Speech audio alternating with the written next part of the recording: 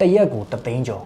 တလောက်40-50လောက်နီးသူများအလုပ်ကိုပင်ပန်းလှုပ်เสียမလိုပဲနဲ့ပတ်စံလိုချင်နေဆိုရင်တော့ထိုင်းရောက်လာပြီဆိုရင်တော့ TikTok Shop ကတော့လောက်ကိုလောက်တယ် TikTok Shop နဲ့ပတ်သက်ပြီးတော့အကောင့်ဖွင့်တာအစနောက်ဆုံးပတ်စံရတဲ့အထိဘယ်လိုမျိုးလုပ်ရမလဲဆိုတာကိုအသေးစိတ်အကုန်ပြောပြပေးမယ်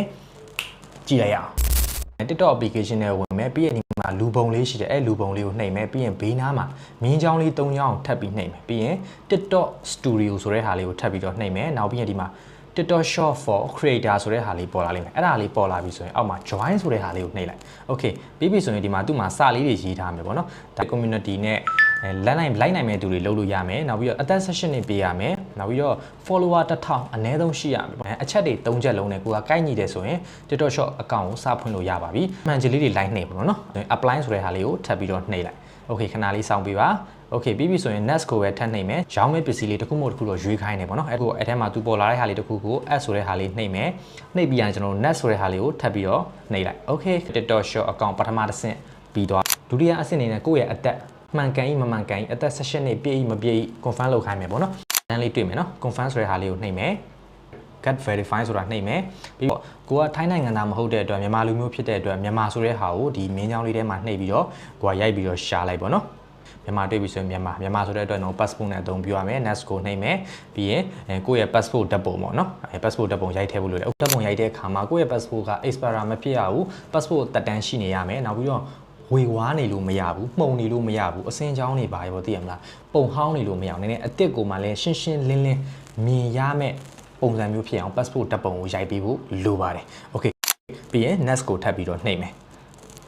Okay ပြီးရင်တော့ကိုယ့်ရဲ့ဓာတ်ပုံလေးကိုတည်တည်ချာချာလေးကိုရိုက်ပေးလိုက်ရိုက်လို့ပုံလေးထွက်လာပြီဆိုရင် next ကိုထပ်ပြီးနှိပ် Okay ပြီးရင်နောက်တစ်ချက်ကိုယ့်ရဲ့မျက်နှာကိုဓာတ်ပုံရိုက်ပေးရမယ်ပေါ့နော်ရိုက်တဲ့အခါမှာကျွန်တော်တို့မျက်မှန်တွေတက်ထားလို့မရဘူးအုတ်ထုတ်တွေတက်ထားလို့မရဘူးကျွန်တော်တို့ mask တွေပိုင်းတက်ထားလို့မရဘူးကိုယ့်ရဲ့မျက်နှာကိုရှင်းရှင်းလင်းလင်းမြင်ရမယ့်ပုံစံမျိုးနဲ့အကွက်လေးထဲမှာမြင်အောင်ရိုက်ရမယ်ပေါ့နော် Okay ဒီမှာကျွန်တော်တို့စိမ့်သွားတဲ့အထိခဏလေးစောင့်ပြီးတော့ရိုက်ပေးပါ Okay ရပြီဆိုရင်တော့ Okay ပြီကျွန်တော်တို့ကိုယ့်ရဲ့ passport နံပါတ်တွေပါမယ်ကျွန်တော်တို့ကိုယ့်ရဲ့အသက်ပါမယ်ပေါ့နော် nationality ကျွန်တော်တို့မြန်မာဘယ်လူမျိုးလဲပေါ့နော်အဲ့ဒါတွေပါလိုက်မယ်အဲ့ဒါရေကြော်လိုက်ပါအဲ့ဒါကြီးကမှန်လားမှားလားစစ်ဆေးခိုင်းတယ်မှန်တယ်ဆိုရင်ကြော်ပါဒီကိုရောက်နေတဲ့နိုင်ငံပေါ့နော်လက်ရှိထိုင်းကိုရောက်နေတာဖြစ်တဲ့အတွက်ထိုင်းရဲ့လိပ်စာကိုထည့်ပေးဖို့လိုတယ်လက်ရှိကိုကဘယ်နားမှာနေတာလဲပေါ့နော်ကိုနေတဲ့လိပ်စာပေါ့လိပ်စာအတိအကျအမှန်အကန်ကိုအဲ့ထဲမှာရိုက်ပြီးထည့်ပေးပါကိုယ့်ရဲ့လိပ်စာကိုမသိဘူးဆိုရင်ကျွန်တော် Google မှာရိုက်ရှာလိုက်လို့လည်းရတယ်ပေါ့နော်လိပ်စာလေးကိုအမှန်ကန်ထည့်ပေးမယ်ဘန်ကောက်ဆိုလဲဘန်ကောက်ပေါ့နော်အဲ့လိုမျိုးလေးဘန်ကောက်ထဲမှာပြမြို့နယ်ပေါ့ဘယ်မြို့စမှုပကံဆိုစမှုပကံပေါ့နော်ကျွန်တော် post code ဆိုတာရှိတယ်1392439ဖြစ်အဲ့လိုမျိုးကဏ္ဍတွေကိုဒီမှာ post code ဆိုတာလေးကိုထပ်ထည့်မယ်ပြီးပြီဆိုရင်ဒီမှာတစ်ချက်ပြန်စစ်လိုက်အောင်နော်ကိုယ့်ရဲ့အသက်တွေမှန်လား ID တွေမှန်ရဲ့လားကိုယ့်လိပ်စာတွေမှန်ရဲ့လားအကုန်လုံးမှန်ပြီဆိုရင်တော့ဒီမှာ submit ဆိုတဲ့ဟာလေးကိုထပ်ပြီးတော့နှိပ်ပေးလိုက် got it လောက်ပြီ okay ဝါပြီကျွန်တော်တို့ရဲ့မှာတွေ့လားကျွန်တော်တို့ရဲ့ဒီ TikTok Shop account ကအခုချိန်မှာစပြီးတော့အသုံးပြုလို့ရပါပြီဈေးစားရောင်းတော့မယ်ဈေးစားရောင်းမယ်ဆိုရင်ခုလက်ရှိကျွန်တော်ကလက်အိတ်လေးကြော်ညာမယ်အကယ်လို့ကိုကချင်းထည့်ပြီးသားဆိုရင်တော့ short မရှိဘူးမထည့်ရသေးဘူးဆိုရင်တော့တစ်ခါတည်းထည့်နီးပါပြပေးလိုက်မယ်နော်မျိုးလေး TikTok ရဲ့ဒီအပေါ်ကပေါ့နော် TikTok မှာလို့ပုံလေးနဲ့ရိုက်ရှာမယ်ပေါ့နော်ရိုက်ရှာလိုက်တဲ့အခါမှာဒီမှာဓာတ်ပုံလေးတွေတက်လာလိမ့်မယ်Okay เนาะကျွန်တော်လည်းဒီရပဲဝယ်ထားတာစိုင်ရွေးချယ်တဲ့အခါမှာဘယ်လိုမျိုးရွေးချယ်ရမလဲဒီကမော်ဒစိတ်ပါတာကိုရွေးချယ်ရမယ်ကျွန်တော် follower များတာပေါ့เนาะလူယုံကြည်မှုများတဲ့စိုင်တွေပြီးတော့ commission များတဲ့စိုင်တွေအဲ့လိုမျိုးစိုင်တွေကိုရွေးချယ်ပြီးတော့ကိုယ့်ရဲ့ချင်းနှောင်းတွေကိုထည့်ပါเนาะတခုတော့ရှိရပါ commission များတိုင်းလည်းမဟုတ်ဘူးเนาะတကယ်အမှန်ကန်ရောင်းပေးတဲ့စိုင်တွေမှပဲကိုကထည့်ပါမဟုတ်ရင်အစဲခံရလိမ့်မယ်เนาะပောက်ပြရတွေရောင်းပေးတယ်ချင်းထည့်တယ်ဆိုပြီးတော့ Okay အဲ့ချက်လေးတွေလည်းသိဖို့လိုတယ် Okay ဒါဒီကောင်လေးကတော့အမှန်ကန်စိုင်တကယ် follower တွေများတဲ့အတွက်ဒီစိုင်လေးကိုချင်းနဲ့ထည့်လိုက်မယ်เนาะနောက်မှတစ်ချက်ကြည့်လိုက်အောင်ဒါက commission ကနော် 19.80 ဆိုတော့ commission ကလေးကိုနှိပ်လိုက်တစ်ခုချောင်းရင်အလောက်ရမယ်ပေါ့နော်ပြီးရင် add to shop key တွေကိုဝင်သွားလိမ့်မယ်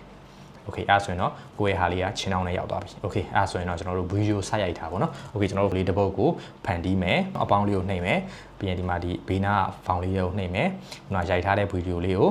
ကြော်ညာမဲ့ video ခုနကထာ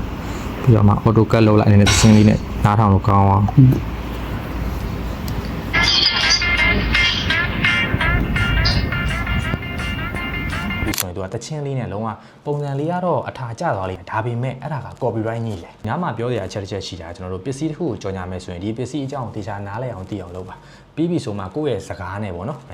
်ခုလိုမျိုးတိုက်ရိုက်စကားပြောပြီးကြော်ညာခြင်းလဲကြော်ညာအဲ့လိုမှမဟုတ်ဘူးဆိုရင်နောက်ပိုင်းမှာအတန်လိုက်ထည့်နော်အဲ့လိုမျိုးလေးကြော်ညာပေးပါ Okay ပြီးပြီဆိုရင်တော့ကျွန်တော်တို့ โอเคစပြီเนาะဗီဒီယိုလေးဖြစ်သွားပြီဆိုရင်ကျွန်တော်ဒီနားမှာ active cover ဆိုပြီးတော့ကိုယ့်ရဲ့ပုံလန်းလန်းလေးထည့်လို့ရတယ်မထည့်ဘူးဆိုရင်လည်းဒီတိုင်းလေးထားလိုက်ပါအဲ့ဒါကြီးကတော့အရေးတော့မကြီးပါဘူးဗောနော်ဒီကြော်လိုက်မယ်ပြီးပြီဆိုရင်ဒီမှာကျွန်တော် add link ဆိုတာရှိတယ်ဗောနော် add link ဆိုတဲ့ဟာလေးတွေကိုနှိပ်မယ်ပြီးရင်ဒီမှာ product ဆိုတဲ့ဟာလေးကိုနှိပ်မယ်ဒါကတော့ချင်းထဲတယ်နီเนาะโอเคပြီးပြီဆိုရင်အပေါ်မှာเนาะခုနကတွေ့လားကျွန်တော်တို့ချင်းထဲကိုဝင်သွားတဲ့ဒီလက်အိတ်ပစ္စည်းလေးကဒီမှာပေါ်နေလိမ့်မယ်အဲ့ဒါလေးကို add ဆိုတဲ့ဟာလေးကိုထပ်ပြီးတော့နှိပ်ချလိုက်ပြီးရင် add ဆိုတဲ့ဟာလေးကိုထပ်ပြီးတော့နှိပ်လိုက်โอเค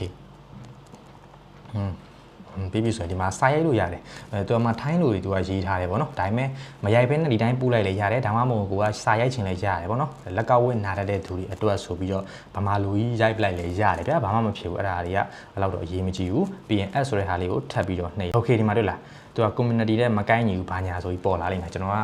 ဒီမှာတွေ့လားကျွန်တော်ခုနကတော့ပြောသလိုပဲလေတချင်းတွေပါနေရှောက်ထည့်ထားတော့ဒီမှာတွေ့လားမှာစာလေးပေါ်လာပြီသူအဲ့တချင်းကိုဖယ်ရှားခိုင်းတာဗောနော်အဲ့လိုကြီးလုံးလို့မရအောင်တင်လို့မရဘူးအဲ့တော့ပြောချင်တာအလွယ်မလုပ်ကြနဲ့အလွယ်တော့ရင် copyright ညီမယ်နော်အဲ့တော့ကိုအတန်နဲ့ပဲကိုလုပ်ကြပါ okay ထားပါတော့ပြီးရင်တော့ကျွန်တော်ကတော့ခု remove ပြန်လုပ်ပြီးတော့ပြန်ပြင်ရမယ်ဗောနော်ကျွန်တော်အတန်လေးနဲ့စားရိုက်မယ်နော်ဒီကလက်ကောက်ဝဲဂျင်ဆောရဲ့သူတွေအတွက်လက်ကောက်ဝဲနာရတဲ့သူတွေအတွက်စောင်းရန်ဆိုပြီးတော့ဗောနော်အဲ့လိုကြီးရိုက်မယ်ပြီးရင် hashtag ရိုက်တဲ့အခါမှာလည်းကျွန်တော်တို့ကဂျင်ပစ္စည်းရောင်းမှာဖြစ်တဲ့အတွက်ဂျင်နဲ့ပတ်သက်တဲ့ဟာတွေပဲရိုက်ပါဥပမာဂျင်ဆိုရင်ဂျင်ပေါ့ပြီးကြတော့ထိုင်းရလူတွေဒီကရွေတာဖြစ်တဲ့အတွက်ထိုင်းရောက်ရွှေမြန်မာတို့တော့မြန်မာ VS ထိုင်းတို့ဗောနော်ဒီထိုင်းနဲ့ပတ်သက်တာပဲထည့်ပါတခြား hashtag တွေရှောက်မထင်နဲ့တခြားနိုင်ငံဟာတွေရှောက်မထင်နဲ့တခြားမလိုအပ်တဲ့ပစ္စည်းတွေရှောက်မထင်နဲ့ကိုပစ္စည်းကိုသက်ဆိုင်တဲ့ပစ္စည်းရဲ့ hashtag ကိုပဲထည့်အဲ့ဒါမှအဲ့လိုမျိုး hashtag ကိုကလူမှန်နေရာမှန်ထည့်ရမှပဲတကယ်လိုချင်တဲ့သူတွေနဲ့တွေ့ပြီးတော့ဒီကိုယ့်ရဲ့ပစ္စည်းကရောင်းအောင် okay ပြီးပြီဆိုရင်တော့ကျွန်တော်တို့ဒီ post ဆိုတဲ့ဟာလေးကိုနှိပ်လိုက်တော့အဲ့ဒါဆိုရင်တော့တင်ပြီးသွားပါပြီကိုယ့်ရဲ့အကောင့်လေးက okay ခဏဒီကိုရောင်းလိုက်တဲ့ပစ္စည်းပတ်စံဘယ်ရဝင်လဲဆိုတော့ကျွန်တော်တစ်ချက်ပြပေးမယ်ပြီးရင်ဒီမှာကျွန်တော်ခုနကအတိုင်းပဲဒီဘက်ဘေးနားလေးပါเนาะမြားလေး၃ချောင်းရှိတယ်မြားလေး၃ချောင်းလေးဝင်မယ်ပြီးရင် TikTok Shop Studio ဆိုတဲ့ဟာလေးကိုရှိတယ်ဗောနော်အဲ့ဒီကောင်လေးကိုထပ်ပြီးတော့နှိပ်လိုက်နှိပ်ပြီးရင်ဒီမှာကျွန်တော်တို့ဒီTikTok Shop for Creator ဆိုတဲ့ဟာလေးကိုထပ်နှိပ် join လိုက်ဗောနော်ပြီးပြီဆိုရင်ဒီမှာပေါ်လာလိမ့်မယ် okay ပြီးရင်မှာ cancel ကိုနှိပ်လိုက်အဲ့ဒါရအရေးမကြီးဘူးပြီးရင်ဒီမှာတွေ့လားtoday ယနေ့ဒီနေ့ရောင်းရငွေပေါ့နော်အကယ်လို့ကိုကဒီနေ့တစ်ခုရောင်းရတယ်ဆိုရင်ဒီမှာတစ်ခု commission ဘယ်လောက်ဆိုပြီးတော့ပေါ်လာလိမ့်မယ်ဒီဘက်ဒါတွေကပြောရမှာဆိုရင်ခံမှန်း commission ပဲရှိသေးတာကိုယ့်ရဲ့ wallet ထဲကိုရောက်မလာသေးဘူးကိုမရသေးဘူးကိုပတ်စံတွေကိုဘယ်လိုရောက်လဲသိချင်တယ်ဆိုတော့ဒီမှာ earning ဆိုတာရှိတယ် earning ဆိုတာလေးကိုနှိပ်လိုက်ပြီဆိုရင်ကျွန်တော်တို့ဒီမှာเนาะအဲ့ဒါမှာကိုတကယ် wallet ထဲကိုရတဲ့ဟာကိုထုတ်လို့ရမယ့်ဟာပေါ့လောဆယ်တော့အသစ်ဆိုတော့ဘာမှမရောင်းရသေးဘူးအနည်းဆုံးဘတ်100ကျော်မှာဘန်နေပါလေးနဲ့ချိန်ပြီးတော့အသုံးပြုလို့ရမှာဖြစ်တယ်အဲ့တော့နောက်တစ်ခေါက်ကျမှကျွန်တော်တို့ဘန်နဲ့ချိတ်တဲ့နေကိုအသေးစိတ်ထပ်ပြီးတော့တင်ဆက်ပေးမှာဖြစ်ပါတယ်ဒီနေ့ကတော့ဒီလောက်ပါပဲအားလုံးပဲအဆင်ပြေမယ်လို့ထင်ပါတယ်သိချင်တာလေးတွေရှိရင်ကျွန်တော်ကိုအောက်မှာမှန်ခဲ့ပြီးလို့ရပါတယ်ထိုင်အောင်ရှိမြန်မာတွေသူများအလုပ်ကိုပင်ပင်ပန်းပန်းနဲ့စစ်စင်းရဲ့လှုပ်ရှားမလို့ပဲနဲ့ဝင်ဝင်များများနဲ့ရရှိကြပါသည်လို့ကျွန်တော်ဒီကနေဆုတောင်းပေးလိုက်ပါတယ်အားလုံးပဲကျေးဇူးတင်ပါတယ်ဗျာအဆင်ပြေကြပါစေ